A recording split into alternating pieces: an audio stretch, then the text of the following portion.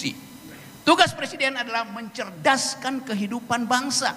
Artinya produksi lebih banyak intelektual. Bukan kapital yang diproduksi itu.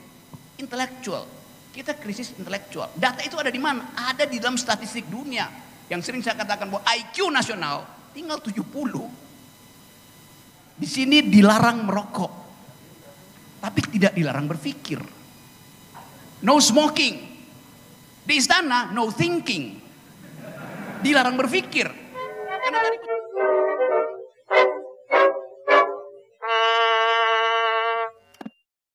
sekarang wawasan itu kita acak-acak lagi dengan menampilkan pembicara yang sering mengacak-ngacak pola pikir orang.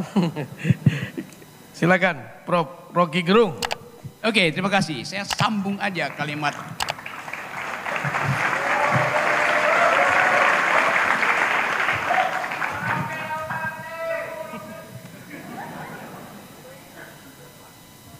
No Bandung, no mendung.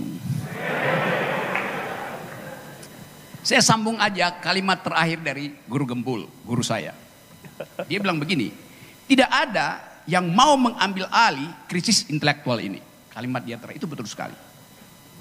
Now you are taking over the problem of nation stupidity.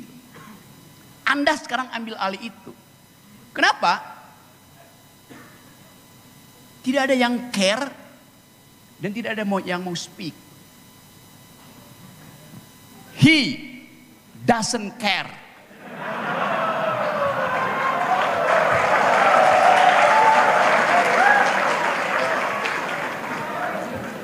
He doesn't speak.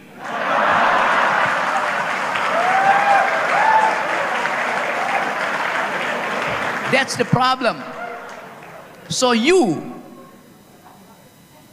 my intellectual fellow, my young intellectual fellow, akhirnya ambil alih itu.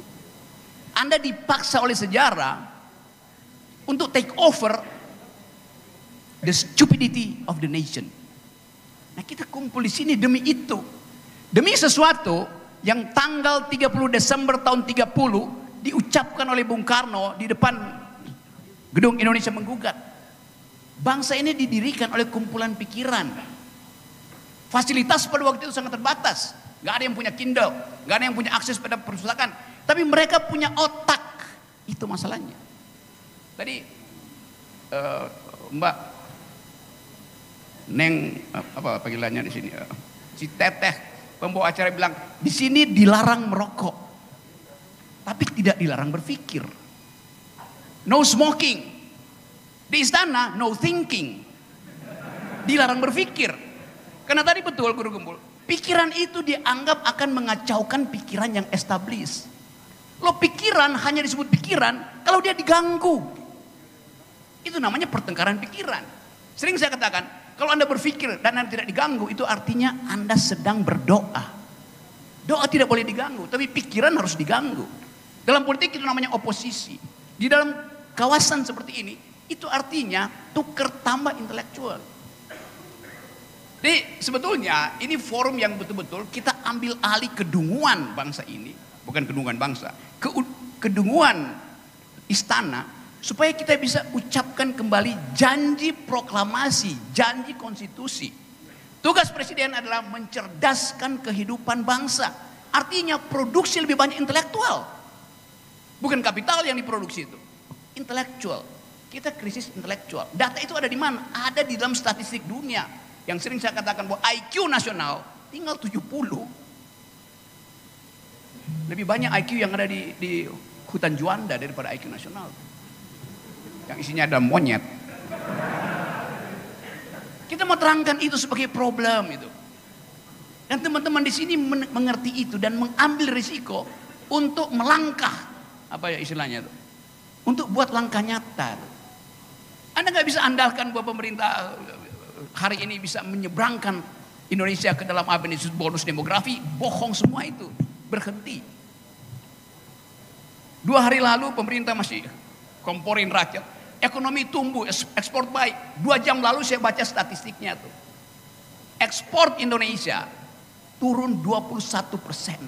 1/5. Artinya macet bisnis. Itu keadaan kita kan. Ini mesti kita olah secara intelektual. Tetapi saya kasih semacam kisi-kisi buat. Intellectuality itu bukan terjemahan dari kecerdasan otak. Beda dengan reasonability.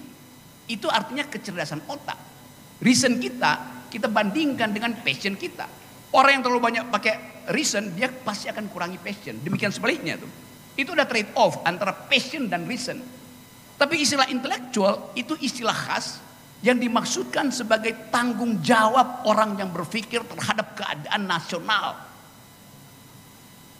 Terjemahan lebih bagus seperti kecendekiawanan. Bahasa Inggris intellectual. Tetapi dalam bahasa kita ada istilah lebih bagus. Kecendekiawanan itu bukan sekedar kecerdasan otak, tapi juga kecerdasan etik. Saya bisa selesaikan problem kemiskinan dengan kecerdasan intelektual. Saya pakai prinsip utilitarianisme misalnya. Selesai problem. Karena saya bisa hitung berapa banyak sumber daya bangsa ini yang berhasil kita kemukakan dalam angka statistik. Itu kecerdasan intelektual. Tapi kalau saya pakai kecerdasan etis, berapa banyak emak-emak yang kehilangan hak untuk memasak karena LPG 3 kg hilang dari peredaran. Sekarang kita tarik, di mana LPG itu hilang? Ya pasti pemerintah menghalangi LPG itu karena akan dipakai untuk hal yang lain tuh. Jadi begitu cara kita berpikir. Saya balik lagi pada problem tadi. Intelektual artinya kemampuan untuk mengolah pikiran dengan rasa etis yang maksimal. Kita sebut itu kecendekiawanan seorang yang Pancasilais. Ada dimensi keadilan sosial, ada dimensi kemanusiaan yang adil dan beradab. Dengan kata lain, intelektual dipanggil oleh sejarah untuk menyelesaikan problem. Tadi betul, Guru Gembul. Seluruh problem ekonomi dunia bisa diselesaikan dengan komputasi. Nggak perlu matriks 100 kali 100. Dengan cara sedikit main data kita bisa selesaikan. Tapi data bukan penyelesaian intelektual, itu penyelesaian rasional. Beda antara penyelesaian rasional dan penyelesaian intelektual. Penyelesaian rasional tidak memerlukan konsekuensi etis. Tapi penyelesaian intelektual memerlukan konsekuensi etis. Omnibus Law itu hasil penyelesaian rasional, bukan penyelesaian intelektual. Karena akhirnya diprotes kemana-mana. Jadi teman-teman, saya percaya bahwa di ruangan ini ada kesempatan bagi kita untuk menghidupkan kembali janji kemerdekaan, yaitu cerdaskan kehidupan publik. Yang kita bayangkan adalah ada peningkatan kemampuan intelektual. Tetapi politik menghalangi perdebatan intelektual. Jadi Anda bayangkan kampus takut undang saya. Padahal saya mau provokasi kampus supaya berpikir intelektual. Nanti pemerintah bilang kampus-kampus Indonesia dimasuki oleh pikiran-pikiran radikal. Negara Islam lah, itu yang diucapkan di mana-mana itu teroris lah. Cara menghalangi pikiran radikal adalah promosikan kritisisme. Saya mau masuk untuk promosikan itu sebagai vaksin supaya tidak ada pikiran-pikiran yang disebut teroris. Justru dihalangi, ngacoknya di situ tuh. Jadi sekali lagi teman-teman, kalian mengambil alih kesempatan untuk menghidupkan kembali akal sehat karena dua yang di atas itu tidak punya. Makasih.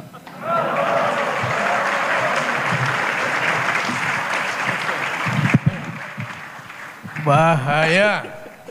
Diskusi hari ini adalah demi bangsa dan negara Indonesia. Baik, kita mulai dengan pertanyaan ya. Sebetulnya saya ingin bertanya-tanya dulu, tapi saya pikir membuang waktu saja. Karena Anda lebih penting bertanya. Sesi pertama saya berikan 3 kesempatan penanya, supaya tidak ribut. 1, 2, 3. Ya, dan yang 3 itu harus wanita. Oke, yang pertama dari sisi sini. 1, 2, 3, bismillah, kamu ya. Yang kedua, 1, 2, Bapak yang belakang ya. Yang ketiga, saya minta wanita. Yang di sini. Yang di sini ada yang mau nanya, perempuannya? Atau Bapak mau jadi perempuan dulu sementara untuk bisa nanya? Ada? Ada wanita di sana? Ah ya, Mbak. Oke, 3, silakan. Panitia, ada? Runner. Sini dulu.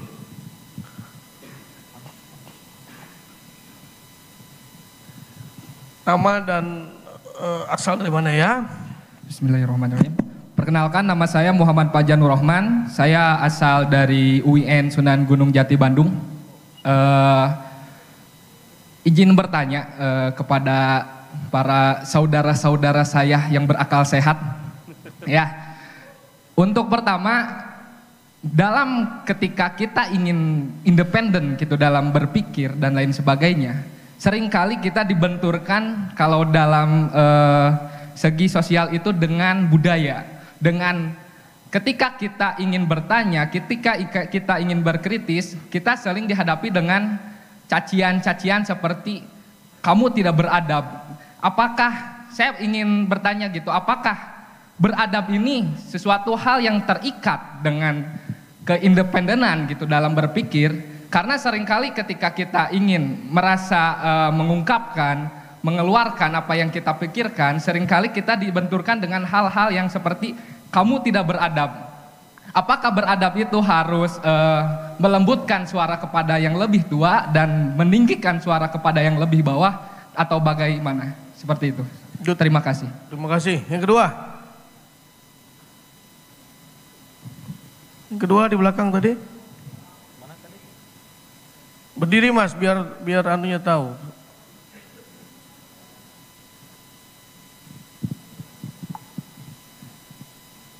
Yang kedua tadi. Dari sini ya kamu berdiri. Berdiri biar dikasih mic-nya.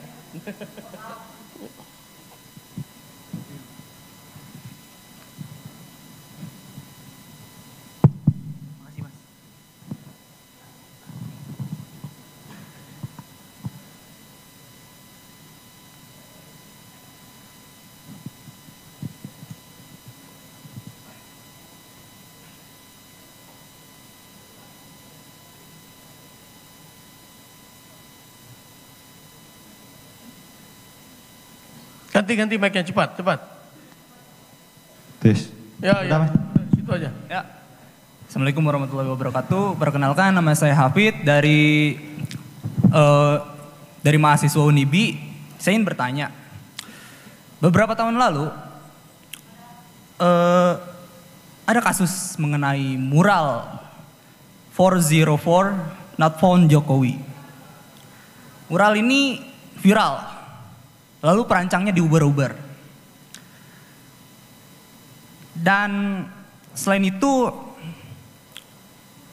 banyak sebagian besar masyarakat yang masih belum mengerti kebebasan berargumen yang berujung pada sentimen. Diperkuat dengan adanya demokrasi kita yang terus indeks demokrasi kita yang terus merosot. Sebenarnya pertanyaannya, permasalahannya ini ada pada rakyat atau pemerintah? Atau pertanyaan yang paling strategis, apakah sistem demokrasi ini sebenarnya cocok diterapkan di Indonesia saat ini atau tidak? Terima kasih. Ya. Oke, yang ketiga. Kamu langsung ke situ aja deh, ya. Ya. Mic-nya nggak ada lagi kan? Ya.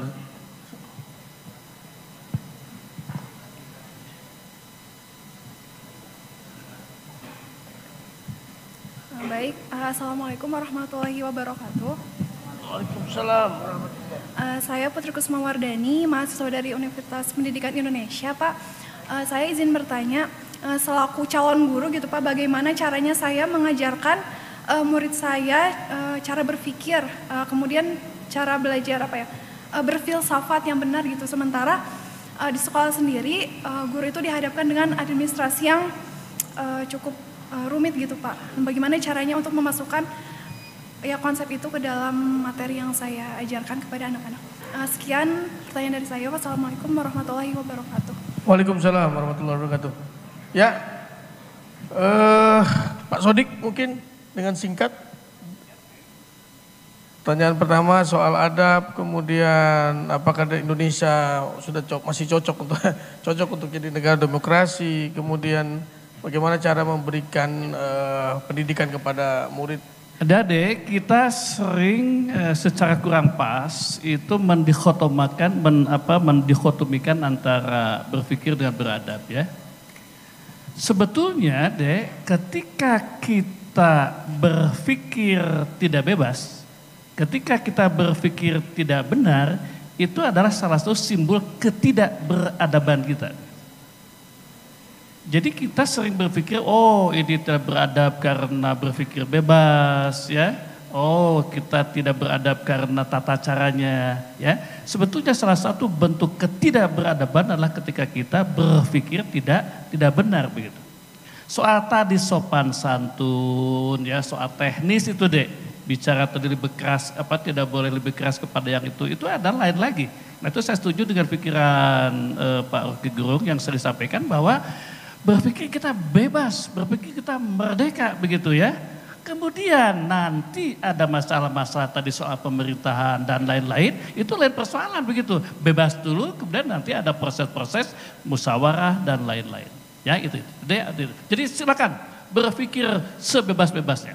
Dengan itu kita akan maju. Nah kemudian nanti kita berpikir soal teknisnya.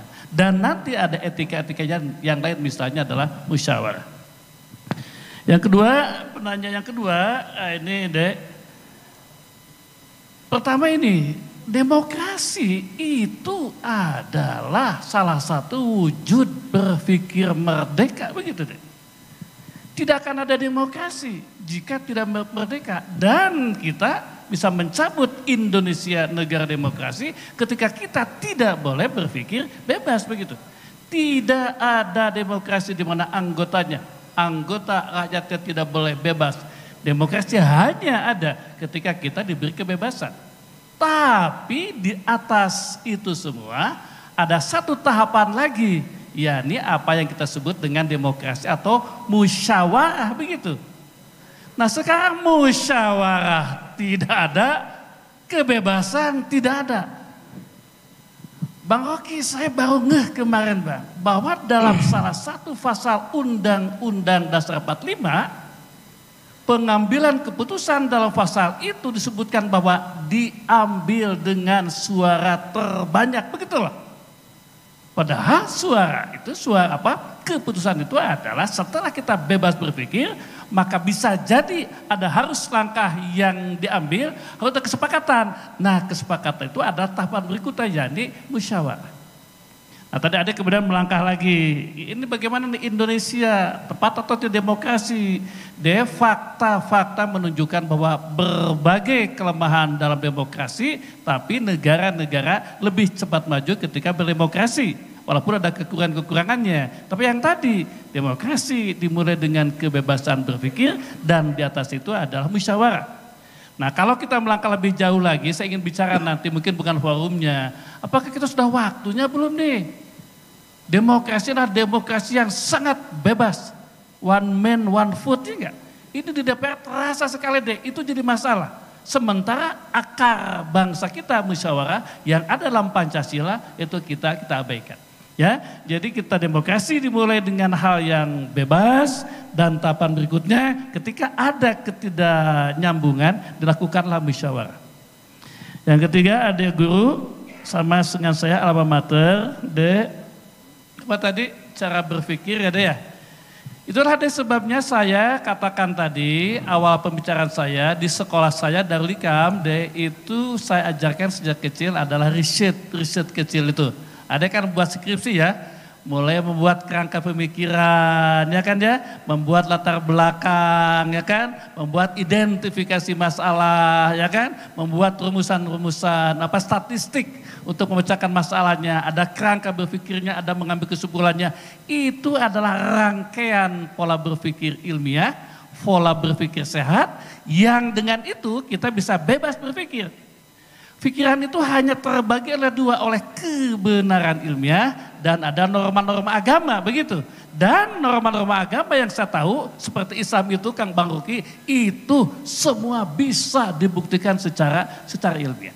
Jadi ada guru, saya juga guru gitu deh, ajarkanlah kepada mereka pola berpikir bebas dimulai dengan satu paket pola berpikir, yakni dengan riset dengan kecil-kecil. Ada yang bawa anak-anak deh melihat bunga, melihat burung ya kan. Mereka mengungkapkannya, dan ketika mereka mengungkapkan fenomena-fenomena itu hanya akan bisa benar dan tepat ketika tadi melakukannya dengan pola riset, yakni secara ilmiah dengan metodologi sehingga kita berpikir lurus. Riset atau berpikir ilmiah adalah berpikir lurus, berpikir istiqomah, dan itu adalah salah satu ciri berpikir di dalam kebebasan. Begitu Pak Moderator. Terima kasih Pak Sodik, clear. Oke, Prof. Rocky.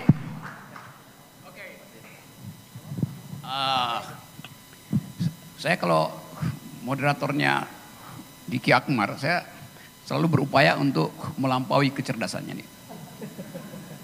Anda bayangkan Diki Akmar ini diperkenalkan sebagai pengusaha, tapi sebetulnya itu yang dikenal oleh publik.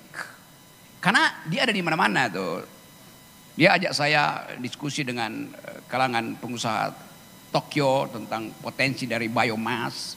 Dia presentasi dengan tanpa hambatan itu memperlihatkan bagaimana potensi biomass lewat cangkang sawit itu bisa menghindar dari jebakan regulasi Eropa tuh, karena dianggap cangkang itu bukan turunan primer, bukan derivatif primer dari kerusakan lingkungan. Itu cerdik betul, dan dia memang IQ-nya saya kira 320 tuh. Dia seorang farmasis yang ngerti bagaimana mengkombinasikan unsur-unsur kimia supaya jadi obat bukan jadi racun. Dan saya kira ada anak-anak kimia di sini kan. Pikiran Diki itu, pikiran moderator saya ini, dia sebetulnya dia distributor akal sehat. Dia berupaya untuk membawa kita, bangsa ini, mengenal lebih banyak tentang cara berpikir kritis. Tadi dengan sinopsis yang pendek di dalam visualis itu tadi, orang akhirnya tahu bahwa yang membatalkan akal pikiran, yang membatalkan critical reasoning adalah tradisi. Tradisi harus makan di mangkok, bukan makan di toilet. Oke, silahkan ikuti tradisi yang membahayakan kesehatan. Kan kita mesti halangi tradisi itu, menyebabkan kita tidak bisa membuat sound reasoning, berpikir yang sehat. Jadi dengan cara itu tadi, bisa dibawa oleh mahasiswa tadi atau pengajar tadi yang berupaya untuk menerangkan bagaimana cara metode untuk membuat anak itu kritis. Filsafat hanya bisa membantu, tapi filsafat konsep-konsepnya sangat abstrak. Yang diterangkan oleh Diki tadi itulah philosophy in the making. Anda mau pilih apa nak? Makan bakso yang penuh kuman atau makan bakso di dalam mangkok yang berbentuk toilet tapi bersih? Itu mengganggu si anak untuk berpikir, kenapa selama ini makan bakso itu harus di dalam mangkok gitu? Bukankah bentuk dari toilet juga itu semacam bowl, bangkok juga? Hanya persepsi kita yang menerangkan bahwa toilet itu jorok. Kenapa? Karena kita nggak pernah membersihkan toilet. Yang harus bersihkan toilet Erick Thohir.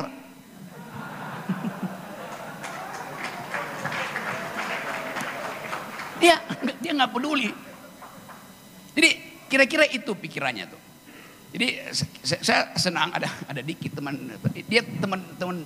bertengkar saya di tingkat pikiran sebetulnya. Jadi saya balik lagi pada problem negeri ini. Kita kehilangan kemampuan untuk mengucapkan pikiran karena dihalangi oleh feodalisme. Sopan santun itu adalah cara untuk menghalangi orang berpikir kritis. Otak kita tidak didesain untuk sopan santun. Sopan santun itu adalah bahasa tubuh, bukan bahasa otak. Itu bedanya. Saya bersopan santun pada orang yang lebih tua. Tapi kalau bertengkar, tidak boleh kesopan santunan itu mencegah saya mengedit pikiran saya. Kalau enggak, palsu yang keluar kalimat saya tuh. Itu yang diterangkan oleh Pak Jokowi. Jangan, kalau mau kritik, jangan kasar dong. Oke. Supaya kritik tidak tiba, maka sesopan-sopannya. Cara paling sopan adalah jangan kritik. Konyol. Jadi poin kita tadi, mahasiswa, intelektual dinyatakan sebagai orang yang berpikir, thinking person. Itu juga yang mendasari kenapa Nabi Muhammad mengajak orang bertengkar di dalam pikiran itu. Dia nggak pernah putuskan sesuatu tanpa menerangkan asbabul nusul dari dalilnya. Ada alasan kenapa ayat turun. Ada alasan kenapa ini haram, ini halal itu. Di situ ada pertengkaran pikiran yang diam-diam sebetulnya dihalangi sekarang.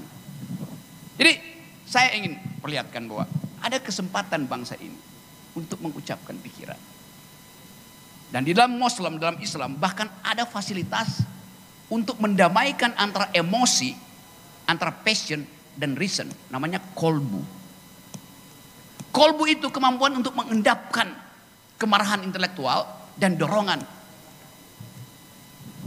emosional.